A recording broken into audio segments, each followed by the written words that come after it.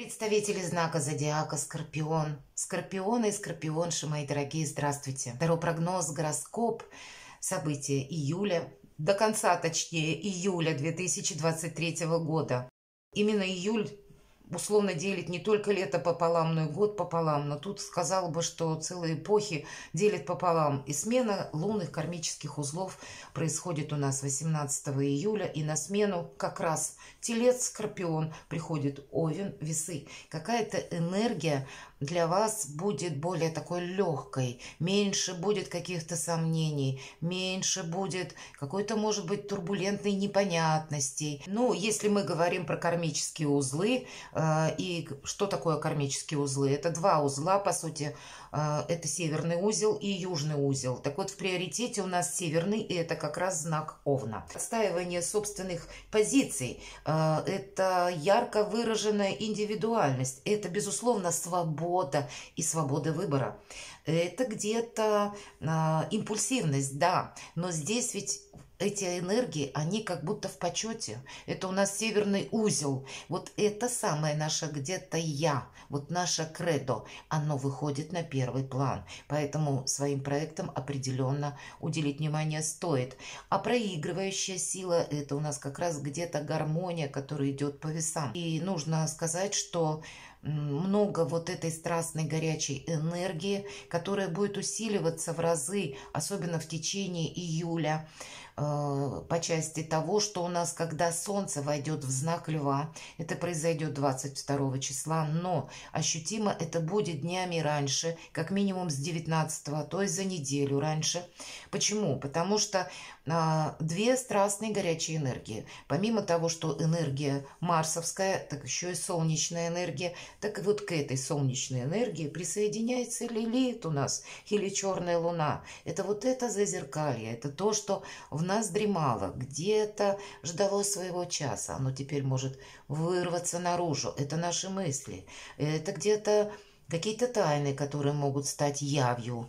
Это могут быть какие-то события. Это может быть импульсивность со стороны людей. И не только в межличностном плане. Это может быть и более такой масштабный какой-то характер носить. И надо сказать, у нас Венера находится тоже в знаке Льва, и 23 числа она у нас становится ретроградной. Это какие-то вопросы к нам могут вернуться из прошлого, люди из прошлого. Видимо, что-то мы там проговорили, но, может быть, до конца не завершили. А здесь вот для того, чтобы расставить окончательные акценты, люди или ситуации могут в нашей жизни повториться. Но более того, на этом тоже не заканчивается. Еще 23 июля Меркурий, так вот к Меркурию тоже присоединяется Лилит или черная луна. Она словно по очереди проходит всех. Она к Венере присоединилась в конце июня, а теперь она нас радует в конце июля уже своим опять поведением. И по ней же всегда есть какие-то непонятности. Вот то, что скрыто. Но я думаю, для вас, мои дорогие скорпионы, вы интуитивные люди. И вот как раз выигрывают интуитивные люди, потому что ни позиции какие-то невозможно просчитать, ни последовательность событий. Здесь может быть как по нулевому аркану хаос перед началом творения. И правда, какая-то новая структура начинает формироваться. И предпосылки мы уже видели где-то в марте, когда Сатурн вошел в Рыбы. Но для вас это как раз благоприятный аспект. Сатурн у нас планета провластная. Это структура, порядок. И вот он где-то как прелюдию имел уже с начала марта. А потом впоследствии Юпитер, тоже планета власти. Юпитер в конце мая перешел в знак Телец. И Телец это тоже любит структуру какую-то. Ему нравится из хаоса создавать все-таки порядок. Но это, повторюсь, прелюдия. И еще порядок будет с течением времени отстраиваться. А сейчас пока какая-то турбулентность или вот тот самый хаос, пока этот порядок создастся. И поэтому это не в разрезе одного месяца. Вот такие энергии. Это будет продолжаться до конца года. Там будут присоединяться другие разные аспекты, и нам придется где-то научиться плавать вот в таком изменчивом, переменчивом мире, и информационном, кстати, тоже. Но и интуитивные это люди, они как раз могут это прочувствовать. И я имею в виду в первую очередь вас, мои дорогие скорпионы. Поэтому где-то принять жизнь по новым правилам игры и себя поставить на первое место, вот такая задача. Но постоянно держать интуицию свою наготове и не действовать, может быть, всегда импульсивно, а сначала все же посоветоваться со своим шестым чувством, потому что ваша интуиция просто безотказная. Вы маги-волшебники в этом плане, и вы можете прочувствовать, правда, куда мне надо и куда мне не надо. Иногда импульсивность нам может помешать, что эх, была не была, я вот сейчас. Но я думаю, что это не всегда и не для всех проигрывается. А так интуиция, правда, у вас работает безотказно. Даже в тех случаях и ситуациях, которые вас не касаются. Правда, вот ваш знак просто удивительный. Ну, давайте мы узнаем у карт Таро, как они видят этот период до конца июля, как это проиграется для вас. И должна сказать, что не всегда, кстати, прогнозы Таро совпадают с какими-то астрологическими предписаниями или прогнозами. Итак, первая карта. Что придет в мою жизнь? Вот вторая половина июля. А что уйдет? Может, что-то завершится. Чем дело кончится? Может быть, конкретное дело, которое вы завершаете, предположим, да, или в чем-то вы хотите подвести итог. А чем сердце успокоится? То есть, ну, что нас будет радовать? Что от меня скрыто? Такую карту достанем. И события. Достанем 3 карты. Может быть, одно это событие, а может быть и 3. Вот давайте мы это узнаем. Итак, что придет? Любовь. Искренность. В любом случае, карта любви, но не карта страсти. По крайней мере, может быть, на смену страсти приходит взаимопонимание. И вот здесь про интуицию как раз в первую очередь, ну и, как я сказала, про искренность. 2 людей, которые изображены на карте, они молчат, они даже закрыли глаза. Они как будто общаются без слов. Они чувствуют друг друга душой. Они чувствуют друг друга словно на подсознании. И вот такой союз, он словно, опять же, благословлен кадуцей, который вверху карты изображен.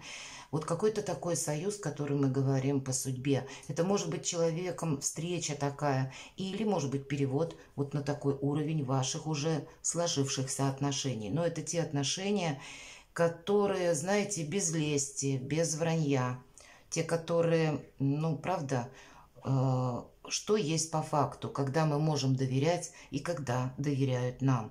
Это какой-то союз. Может быть, не обязательно у кого-то проигрывается по любви на данный момент. У кого-то, может быть, есть такой друг или подруга. Это может говорить и о каких-то партнерских бизнес-отношениях. Но все-таки я больше вижу это карта любви. И если вы сейчас один или одна, ваша задача, мои дорогие скорпионы и скорпионши, найти свою вторую половину, найти где-то свою пару. Потому что вы должны быть счастливы. А что уйдет? Вы знаете, что уйдет? Ну, кто-то может завершить учебу или буквально сдать какой-то экзамен. С другой стороны, это карта еще и жизненного экзамена. Мы словно проходим какой-то опыт, сдаем вот этот, проходим кармический урок буквально. Ну и правда, у нас же узлы кармические меняются, и значит, какой-то путь мы словно выдержали. Вот какая-то история, она словно заканчивается в вашей жизни. Это ведь может, знаете, проиграться в любой сфере. И конкретно какое-то дело может подойти к концу. Или какой-то ваш проект.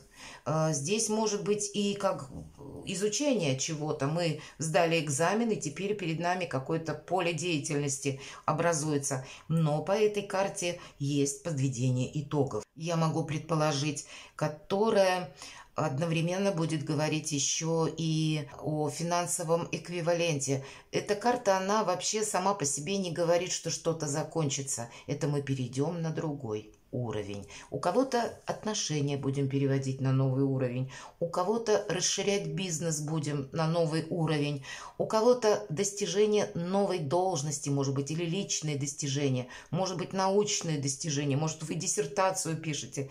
Но что бы ни было, тут все равно какой-то рост и прогресс. На этом все не заканчивается, а заканчивается только какой-то этап, какое-то время, и вы переходите на новый уровень. Вы как будто сдали именно экзамен, или буквально экзамен, или прошли вот этот кармический экзамен. Очень символично. Чем дело кончится?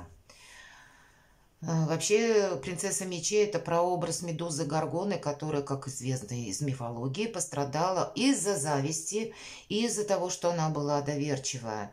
Ну, вот ваша интуиция работает великолепно, и с учетом последних вот этих событий, которые обрисовала. И тут, правда, Лилит присоединяется, тут и у нас и мошенники могут голову поднять, да, и прочувствовать себя как рыба в воде вообще прекрасно. Так вот эти моменты, когда черная луна присоединится к Меркурию, и мы можем словно потратить, слить деньги не туда, куда нужно. То есть надо быть, знаете, руку на пульсе. Никому не доверяем. Вот правда, вот эта карта всегда идет как предупреждение. Нас могут подвести, кстати, по этой карте даже те люди, которых мы знали хорошо, и вдруг откроется человек совершенно другой стороны. Или какие-то места для нас могут быть тоже, кстати, небезопасные, с учетом того, что много, знаете, какой-то турбулентности есть в обстановке, в любой. Может быть, по крайней мере, и может быть в той обстановке, где вы сейчас находитесь. Поэтому мы собой не рискуем. В какую-то толпу или в какие-то сомнительные дела лучше точно в них не участвовать. Даже в том направлении не ходить. Потому что часто по этой карте, когда то место, где мы считали, что оно для нас безопасно, как раз тоже может содержать какой-то подвох. Как известно, ведь в храм Афины Паллады Медуза Горгона забежала, спасаясь бегством. И она в этом храме была множество раз, и она была уверена, что храм ее защитит. Но именно там произошло бесчинство. Так вот, понимаете, я для чего этот факт сказала? Чтобы понимать, все-таки мы основываемся на символах карт, правда? Так вот, символика такова, что совершенно то, к чему мы не готовы, ни внутренне, ни внешне. Мы видим в одном свете, а тут что-то проигрывается в каком-то другом. Вот на таком уровне должны мы держать свою безопасность и осторожность, чтобы как, ну, себя не подвергнуть практически любому риску. И люди могут говорить все, что угодно. С учетом Меркурия и черной луны они вместе соединятся, и это будут, знаете, да может быть множество каких-то фейков или какой-то ложной информации, или нас могут специально, может быть, склонять к какому-то делу, чтобы мы на что-то согласились. Может быть, путем того, что кто-то позарится на ваш капитал. Будем внимательны к сумочкам, будем внимательны к паролям аккаунтов, будем внимательны к платежным системам в целом. Ну, как будто это нас карта хочет предупредить. И чем сердце успокоится? Ну вот, наверное, знаете, если мы правильно, ну, будем где-то настороже. Но это не должно быть в каких-то внутренних страхах, в каких-то сомнениях, а именно увидеть, что есть по факту. Может быть, информация приходит такая, которая вас может выбить словно из колеи. Тогда просто знайте, мои дорогие скорпионы, что много вранья. И мы здесь можем где-то обдумывать и где-то даже начать какую-то глубокую философию на мелком месте. А по факту ситуация будет совершенно противоположная. Дайте-ка я достану еще одну карту. Мне интересно, а что это? Можно ли доверять этой информации? Может быть, это наше какое-то сожаление. Если мы совершим ошибку, то потом мы себе спасибо не скажем. Поэтому нужно как не участвовать в каких-то, может быть, вообще даже сделках. Это точно на этот период нет. Не покупать ничего. Не участвовать в каких-то, ну, играх, азарте в каком-то. Итак, давайте мы спросим так, что это может быть? Знаете, это может быть какая-то апатия буквально, а мы вот, это могут проиграться азартные игры, правда, или мы в чем-то можем, как будто человек сидит, и нам он показан, ну, горюет, да, и, конечно, для того, чтобы развеять грусть, тоску, печаль, мы можем во что-то, вот я так вижу, мы можем, как в какую-то нашу привычку, может быть, ну, поддаться ею. И, видимо, если мы это сделаем, то мы перестанем контролировать ситуацию, и я так вижу, мы упустим какую-то возможность, или, как минимум, мы не увидим какую-то реальность. Давайте мы совет достанем, чтобы было все а вы знаете, переключить свое фокус внимания совершенно в другую сторону и уметь видеть по факту. Самое главное, вот посмотрите, надо же так собрались, четверка кубков, пятерка кубков, мелкие карты, которые все говорят или об апатии, или о каком-то разочаровании. И восьмерка мечей это тоже из этой же оперы, но это карта внутренних страхов. Короче говоря, мы не должны себе рисовать какой-то мрачной картины. Она нам будет мешать увидеть, что есть по факту. Вот я только так. Тут нас, посмотрите, все три карты возвращают в реальность. А может, знаете, как быть? Порой мы, когда словно уходим, погружаемся в себя или смотрим вглубь себя, мы перестаем подмечать, что происходит снаружи. Мы не контролируем какой-то внешний процесс. И в этом мы становимся более уязвимыми. А если мы говорим о том, что мошенничество как раз может поднять голову вот в этот период такой турбулентный, то, знаете, вот те люди, они как зазеркалье, правда, или с какой-то другой реальности. Они умеют психологически, видимо, так подметить, что человек на какой-то своей волне и где-то далеко, что мы буквально прошляпить можем что-либо, а у нас могут увести, умыкнуть, или мы с чем-то можем просчитаться. И все это только лишь потому, что мы где-то застряли в какой-то другой реальности или обдумывая какую-то ситуацию. Но она не имеет смысла, и нам нужно держать руку на пульсе. Ну, мои дорогие скорпионы, тут самое главное, ведь нет ничего серьезного. Видимо, не быть в каких-то рассуждениях для вас будет важно. Что от меня скрыто? У вас прекрасный, посмотрите, период, посмотрите, сдача экзамена, прохождение действительно какого-то, знаете, когда нас пространство избавляет от какого-то кармического урока, вот, правда, свобода, по сути дела. Про любовь нам говорят, про деньги, финансового достатка.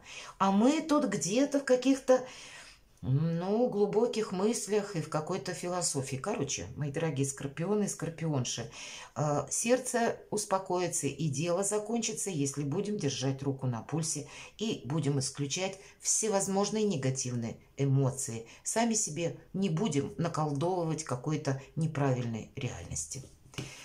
Какие события? Говорила, нет страсти. Есть, почему нет?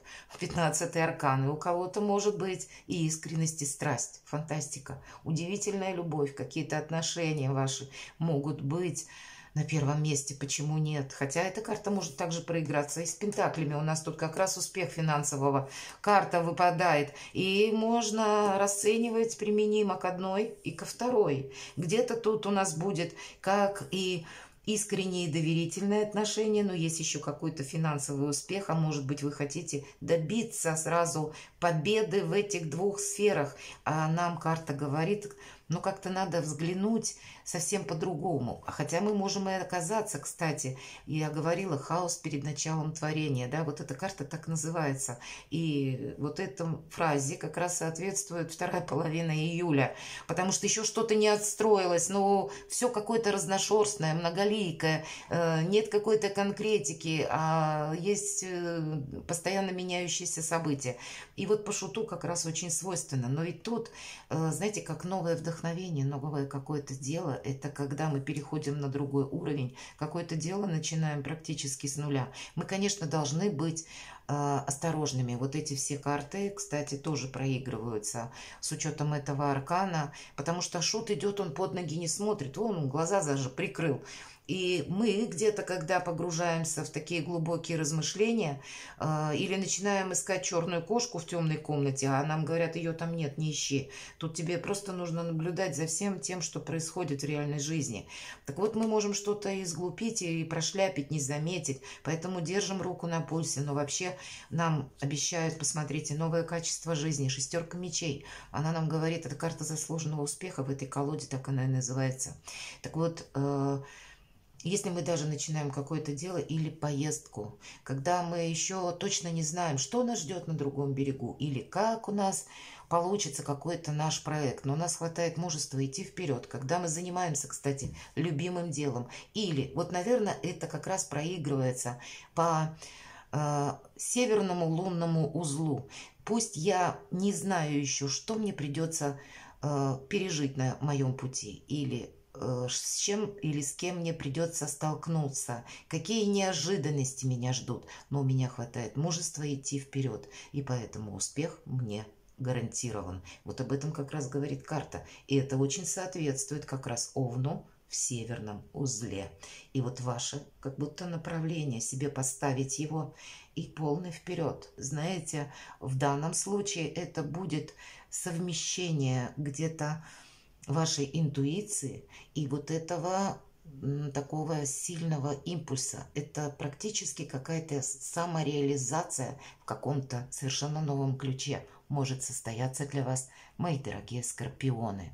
И не случайно завершается карта заслуженного успеха. Вы можете выбрать направление какое-то, с чем-то вы определитесь, и это может проиграться как в личной жизни, как по работе, или конкретно смена работы, допустим, на удаленную, или переезд куда-то очень далеко, или даже если вы не думали о переезде, вдруг обстоятельства, которые произойдут во второй половине июля, вас могут словно перевернуть в сторону вот этих мыслей, и вы конкретно начнете готовиться. И если Скорпион поставил себе такую задачу, он ее осуществит. У вас вообще нет ничего невозможного. Для вас будет только один момент, и это вот исключить неправильные мысли. А так, посмотрите, все в вашей власти. Перекладывайте на себя, мои дорогие любимые скорпионы, и будьте счастливы и любимы всегда.